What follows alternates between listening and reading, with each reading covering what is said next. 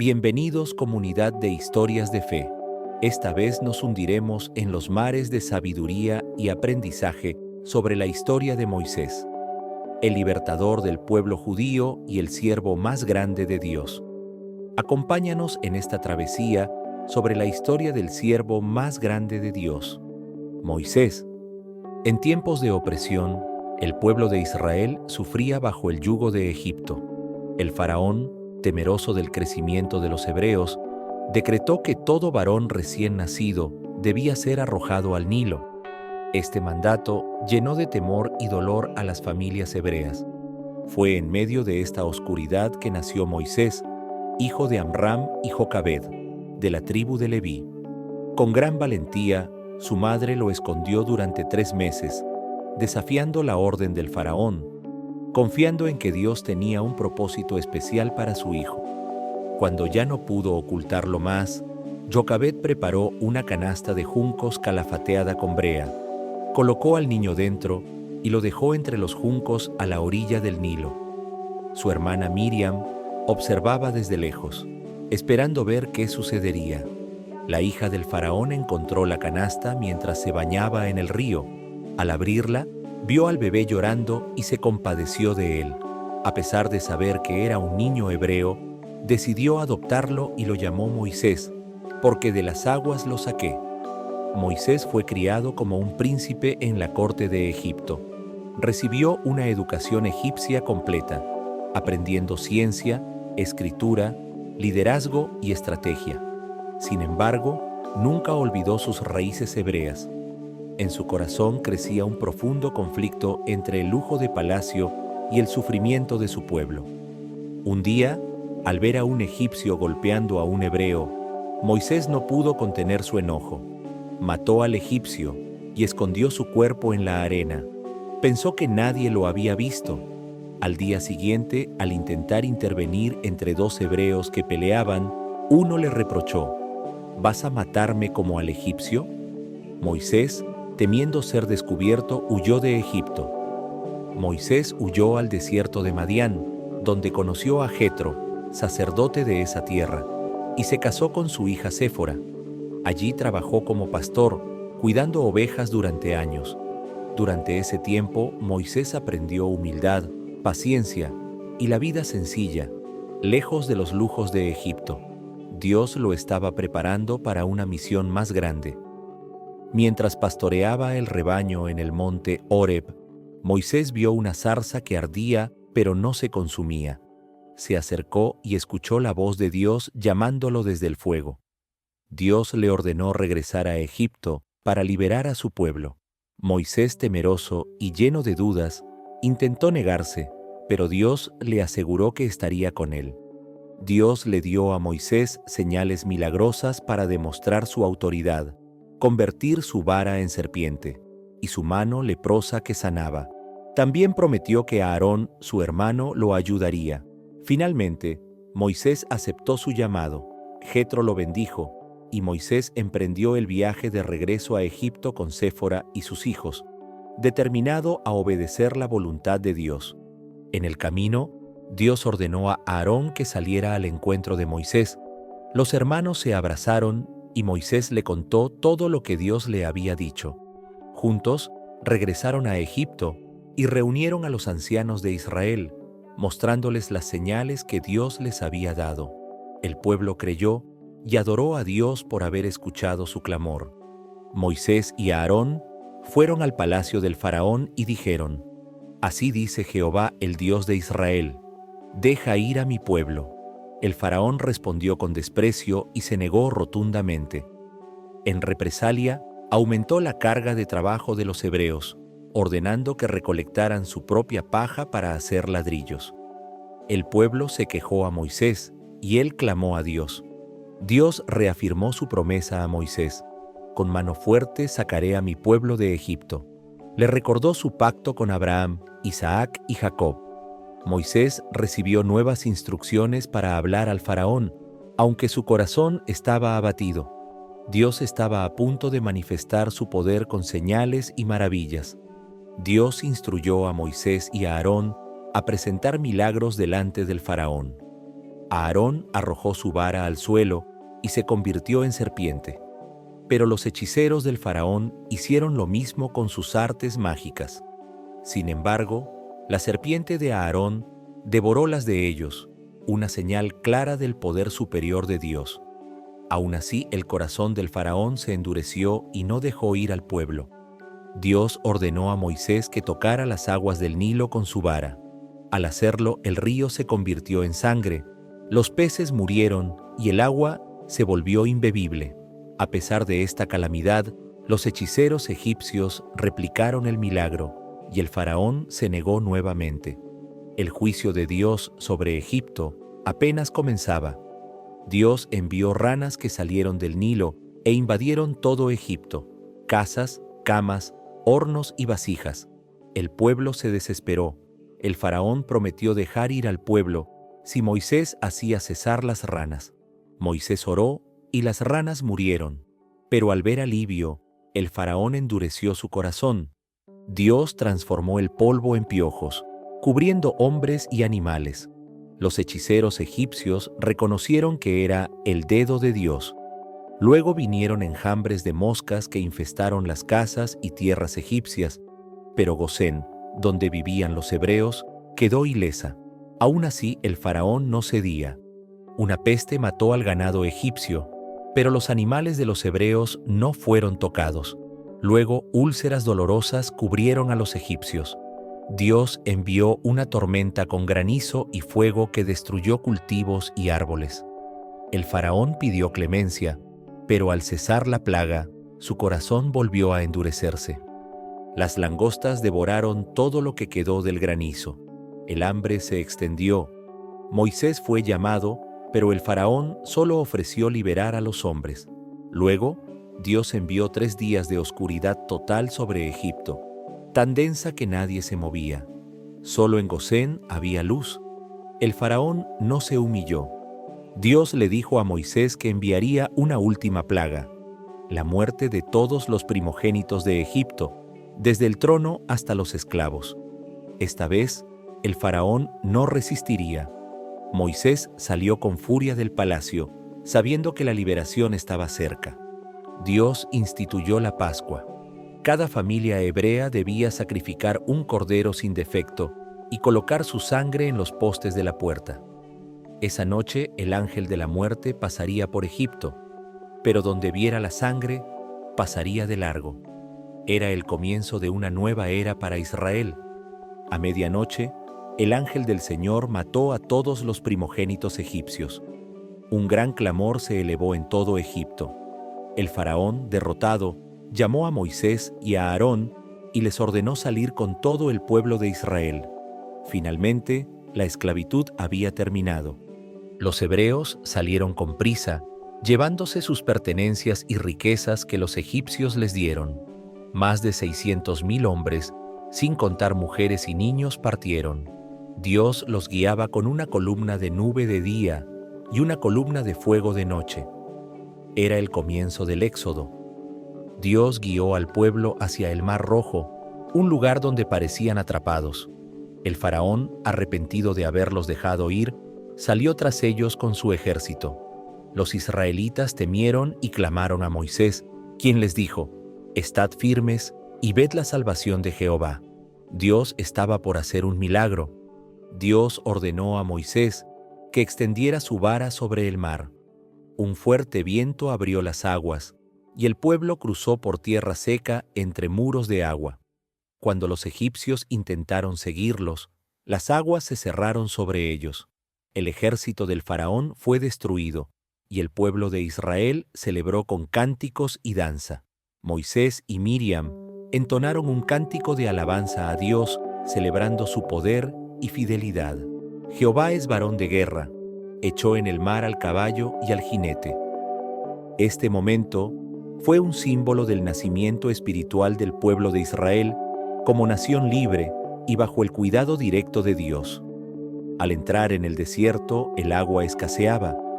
Encontraron aguas en Mara, pero eran amargas.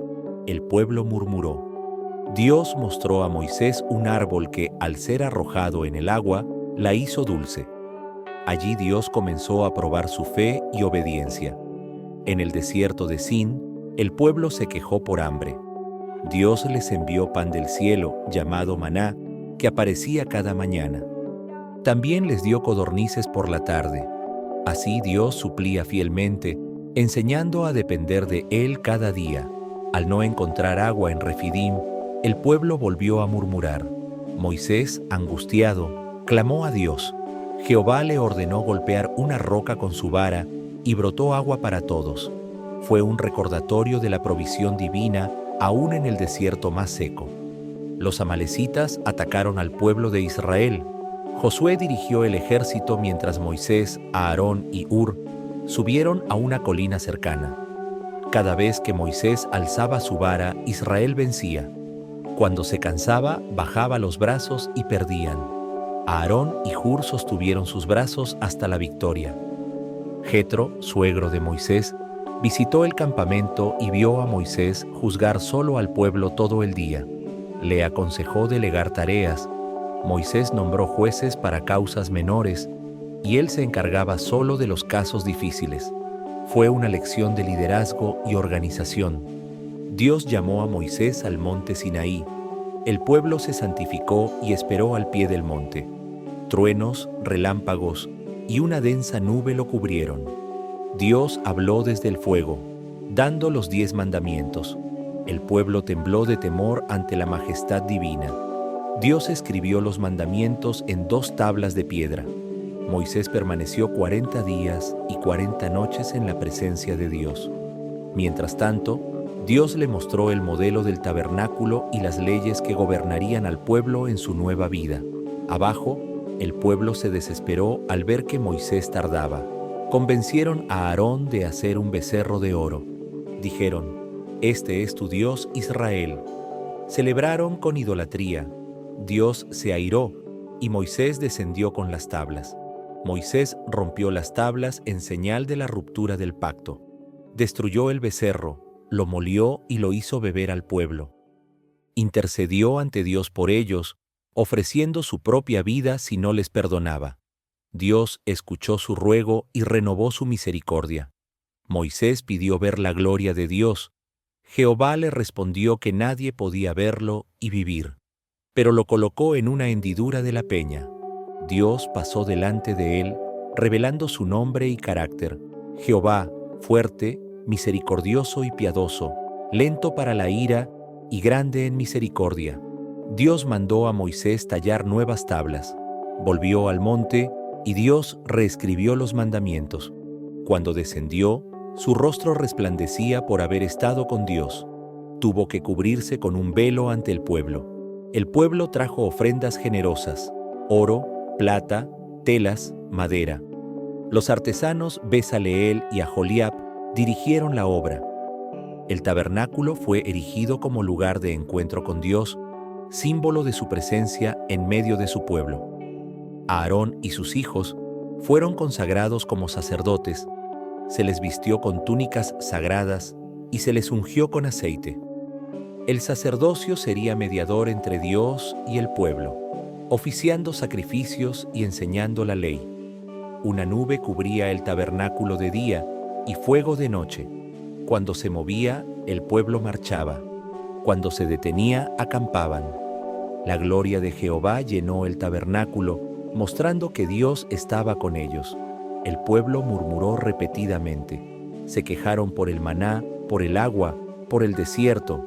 Dios envió fuego, plagas y serpientes ardientes como castigo, pero también mostró misericordia a través de la intercesión de Moisés. Cuando serpientes mortales mordían al pueblo, Dios mandó a Moisés hacer una serpiente de bronce y ponerla en un asta. Quien la mirara con fe, viviría. Era una sombra profética de la salvación futura por medio de Cristo. Coré, Datán y Abiram se rebelaron contra Moisés y Aarón. Querían el sacerdocio para sí. Dios abrió la tierra y los tragó vivos. Fue una advertencia contra la arrogancia y el desafío al orden divino. Para mostrar quién era su escogido, Dios ordenó que cada tribu trajera una vara al tabernáculo. La de Aarón floreció echando flores y almendras. Este milagro confirmó que Dios había elegido a Aarón como sumo sacerdote. La vara fue guardada en el arca del pacto como testimonio. En Cades, el pueblo volvió a quejarse por la falta de agua. Dios mandó a Moisés hablar a la roca, pero en su ira, Moisés la golpeó 2 veces. El agua brotó, pero Dios reprendió a Moisés por no santificarlo delante del pueblo. Por esa falta, no entraría en la tierra prometida. Moisés envió mensajeros al rey de Edom, pidiendo permiso para pasar por su tierra. Aunque ofrecieron no tocar nada, Edom lo negó. Israel dio un rodeo. Esta negativa representó otro obstáculo, pero también una lección de humildad y paciencia en el camino. En el monte Hor, Dios ordenó que Aarón entregara sus vestiduras a su hijo Eleazar. Aarón murió allí, y el pueblo lloró por 30 días. La transición del sacerdocio se completó, y Dios mostró que su obra continúa, aun cuando sus siervos parten. Cuando el rey de Arad atacó a Israel, el pueblo hizo voto a Dios. Si les daba la victoria, destruirían las ciudades enemigas. Dios respondió, y el pueblo venció. Este fue un acto de fidelidad y respuesta de Dios al compromiso del pueblo. Dios condujo a Israel a un lugar donde les dio agua en abundancia. Allí cantaron un himno: «Sube, oh pozo, cantadle». Celebraron la fidelidad de Dios en medio del desierto, reconociendo su provisión continua. Balac, rey de Moab, contrató al profeta Balaam para maldecir a Israel, pero Dios no lo permitió. En el camino, el ángel de Jehová se le apareció y su burra habló para advertirle. Balaam solo pudo bendecir a Israel. Balaam pronunció 4 bendiciones sobre Israel, declarando su grandeza, su prosperidad y el futuro nacimiento de un rey. Saldrá estrella de Jacob. Aunque intentaron maldecirlos, Dios transformó cada palabra en promesa y protección. El pueblo cayó en idolatría con las mujeres moabitas. Adoraron a Baal Peor, provocando la ira de Dios. Una plaga mató a miles. Finehés, con celo santo, ejecutó juicio y detuvo la plaga. Fue un momento de corrección severa pero necesaria. Dios ordenó un nuevo censo para contar a los israelitas después de 40 años. Todos los mayores de 20 años de la generación del Éxodo habían muerto. Este censo preparó al nuevo pueblo para entrar a la tierra prometida, con Josué a la cabeza. Las hijas de Zelofejat pidieron heredar las tierras de su padre fallecido. Moisés consultó a Dios. Dios dijo que tenían razón y estableció una ley para permitir la herencia femenina en ausencia de hijos varones. Dios le dijo a Moisés que su tiempo había llegado y le mandó nombrar a Josué como líder del pueblo. Moisés impuso sus manos sobre Josué delante de todos, y el espíritu de sabiduría vino sobre él. Dios dio instrucciones sobre las festividades: Pascua, Pentecostés, trompetas, expiación y tabernáculos. Cada una señalaba momentos de gratitud, santidad y recordación del pacto con Dios. El pueblo fue instruido a cumplir sus votos al Señor. Las promesas hechas con la boca debían cumplirse con el corazón. Esto enseñó responsabilidad espiritual y respeto por la palabra dada ante Dios. Dios ordenó a Moisés vengarse de los madianitas por su seducción idolátrica. Israel los derrotó y purificó el botín. Fue la última gran batalla dirigida por Moisés y una acción de justicia divina contra la corrupción espiritual. El botín se dividió entre los soldados y el pueblo. Una parte fue entregada al tabernáculo. Dios enseñó orden, equidad y generosidad aún en la victoria militar. Las tribus de Rubén y Gad pidieron quedarse en la tierra al este del Jordán. Moisés primero se mostró molesto. Luego, al prometer ayudar en la conquista, Moisés aceptó. Se establecieron allí con bendición. Moisés escribió el recorrido completo desde Egipto hasta Moab. Cada estación recordaba la fidelidad de Dios. Era una historia viva de 40 años de pruebas, milagros, caídas y redención. Dios mandó destruir a los pueblos idólatras de Canaán y sus imágenes. Debían poseer la tierra con santidad. Se trazaron límites para las tribus y se nombraron ciudades de refugio para los que cometieran homicidios involuntarios. Dios le mostró a Moisés la tierra prometida desde la cima del monte Nebo, aunque no entraría en ella. Moisés bendijo a cada tribu, recordándoles las promesas y el poder de Jehová que los había sostenido. Moisés comenzó su último discurso al pueblo, recordando el largo viaje desde Horeb hasta las llanuras de Moab. Rememoró las rebeliones, las victorias y cómo Dios los había sostenido todo el camino. Les recordó que Dios había multiplicado a Israel como las estrellas del cielo, y cómo Él les había dado líderes para guiarlos y les enseñó a confiar en su dirección. Moisés revivió el evento cuando enviaron espías a Canaán. 10 trajeron temor y el pueblo se negó a entrar. Por esa incredulidad, Dios decretó que esa generación moriría en el desierto. Solo Josué y Caleb verían la tierra prometida. El pueblo, después del juicio, intentó entrar a Canaán por su cuenta, pero fueron derrotados por los amorreos.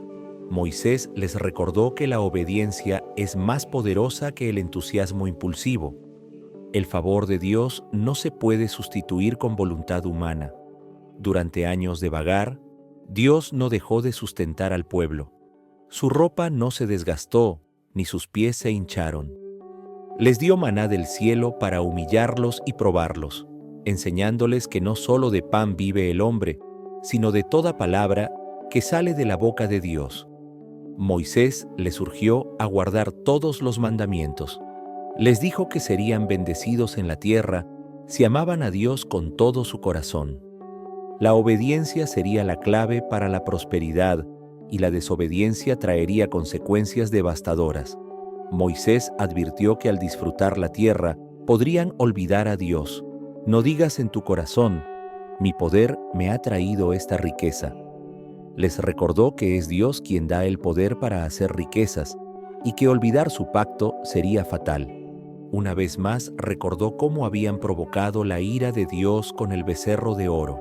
Él mismo intercedió por ellos 40 días y noches.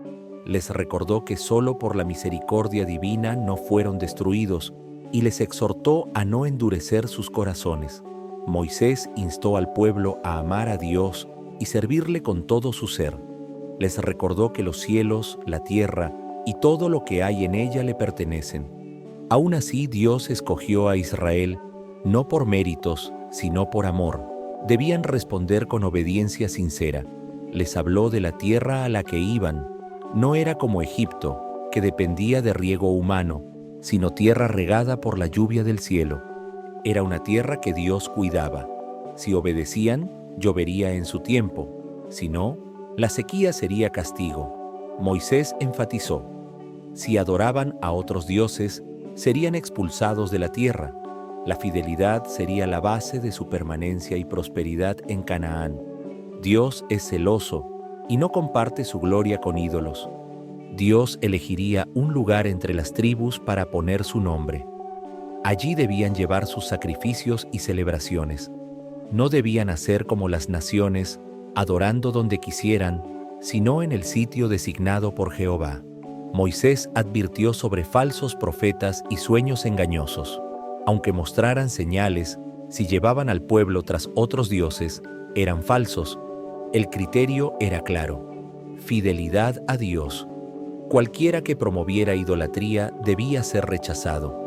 Antes de entrar en batalla, los sacerdotes debían hablar al ejército, recordando que Dios pelearía por ellos. Los temerosos o recién casados podían quedarse. La guerra debía ser conducida con valor y obediencia. Se establecieron leyes para juzgar con rectitud, sin aceptar sobornos. Los jueces y ancianos tenían que gobernar con integridad, reflejando la justicia divina en medio del pueblo. Dios anticipó que un día pedirían rey. Si lo hacían, debía ser uno de sus hermanos, no extranjero.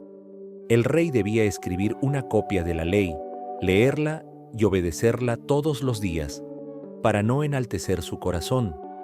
Moisés explicó que los levitas no tendrían heredad en la tierra, pues Jehová sería su herencia. Ellos servirían en el santuario y vivirían del diezmo del pueblo. Era un llamado sagrado, no terrenal. Dios prometió levantar un profeta como Moisés.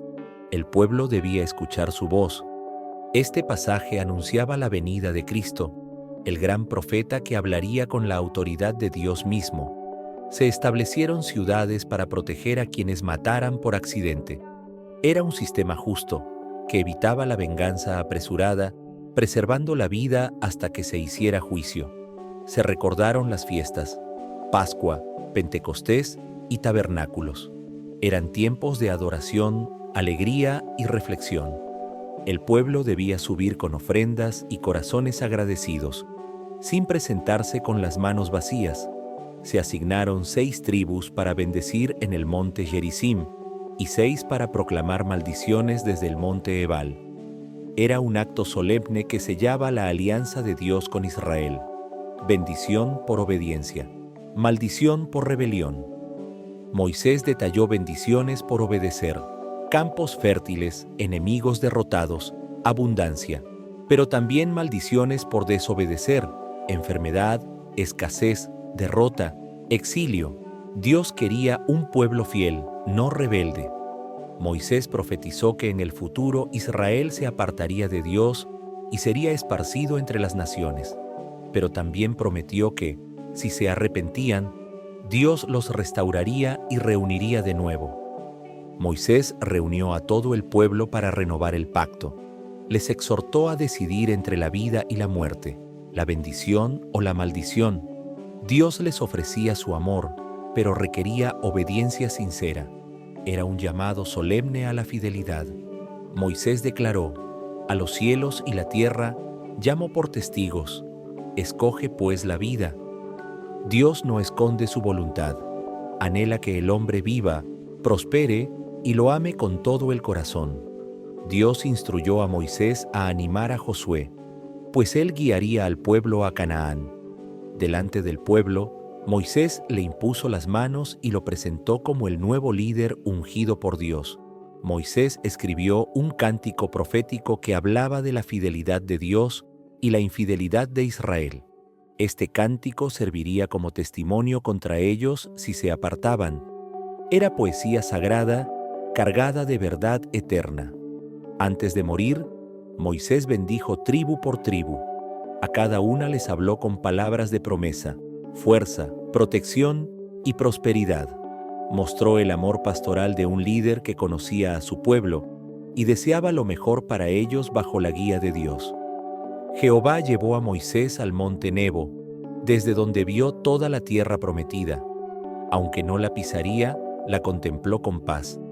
Fue un momento solemne, una mezcla de gloria y despedida. El siervo había terminado su carrera.